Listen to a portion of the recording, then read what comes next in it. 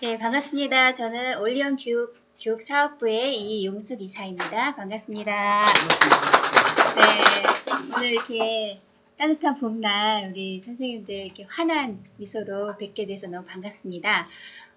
오늘 기대가 많이 되시죠? 이미 책 쓰기 과정 이렇게 몇 번 이렇게 다녀보셨던 분들도 계셨을 거예요. 그런데 오늘 이제 그전과는 다른 정말 차별성 있는 우리 선생님들께서 정말 나만의 어떤 좀 획기적인 작품을 만드는 데 있어서 기술적인 것을 이런 식으로 하면 나도 얼마든지 할 수 있겠다라는 것을 배우게 되실 겁니다. 우리 이제 강의를 해주실 우리 송지훈 교수님은 현재 대한신학대학원에서 인지코칭학 교수로 계시고요.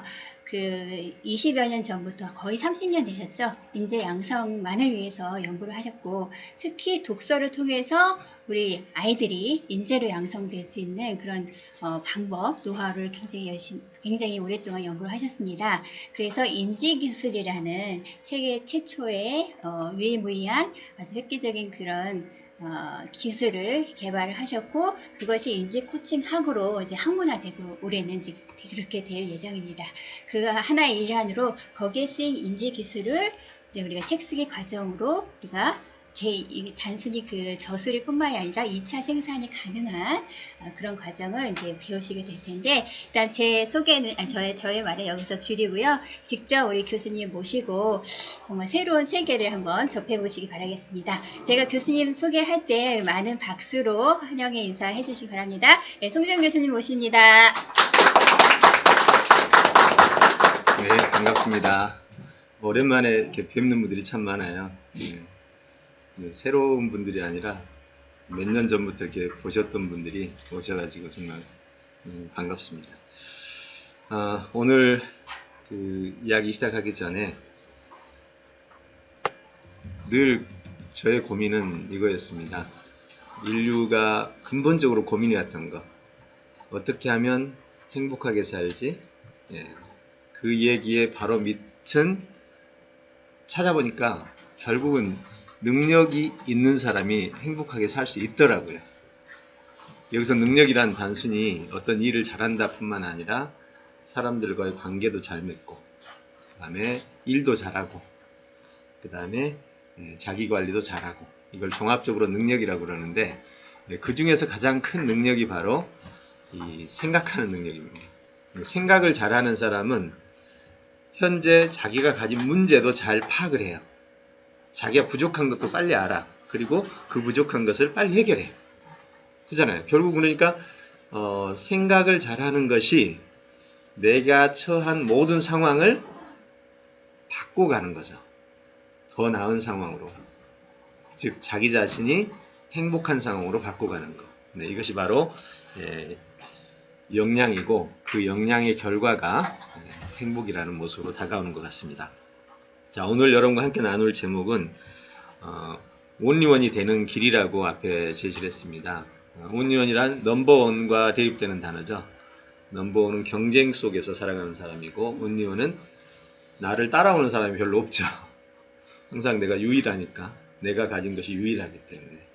사실 오랫동안 온리원을 연구해왔고, 온리원이 될 수 있는 핵심 노하우가 뭔지를 찾아가다가 오늘 여러분과 함께 하는 이 생산형 책쓰기, 생산형 저술이라는 방향을 잡았습니다. 물론 이것은 하나의 작은 그림입니다. 더 위에 더 큰 그림이 있어요.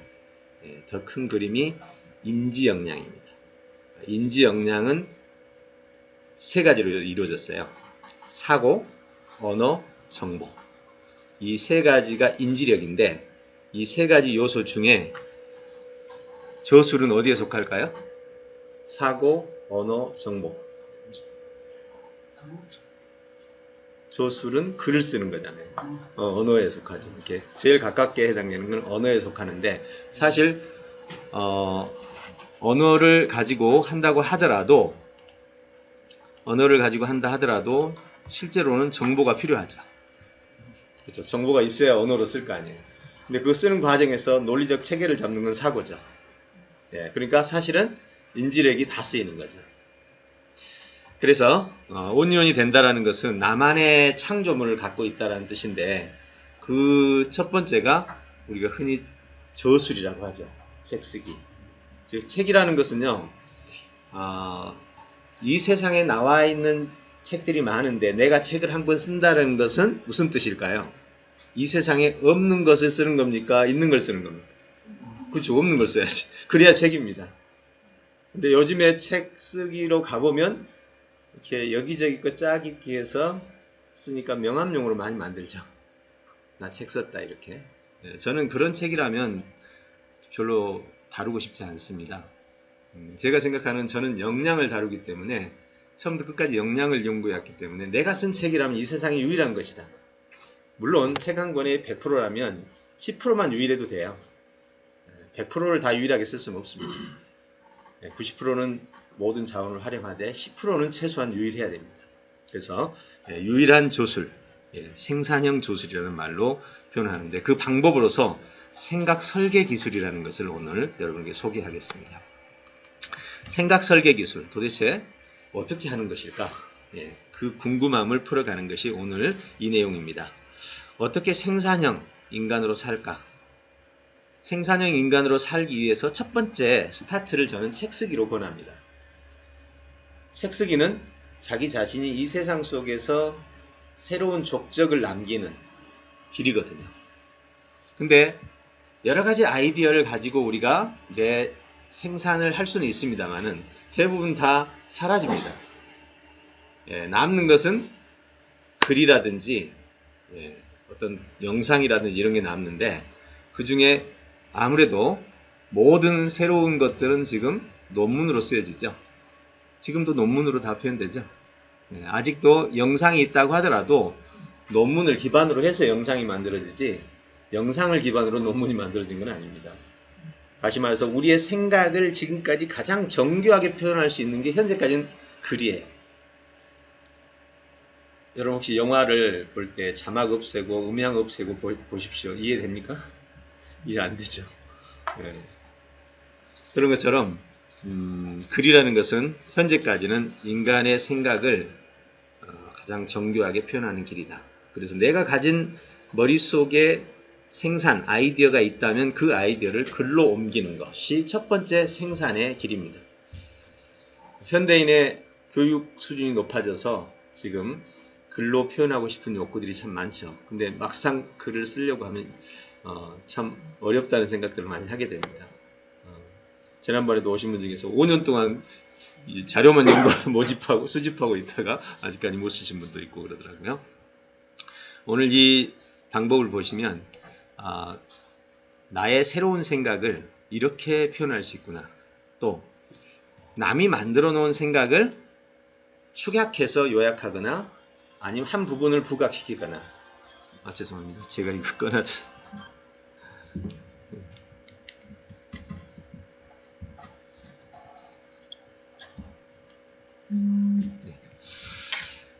한 부분을 부각시키거나 아니면 결합시키거나 융합이라고 그러죠. 어떤 방식으로든 바꿔갈 수 있죠. 그래서 생산형 책 쓰기의 전략들을 몇 가지를 소개할 겁니다.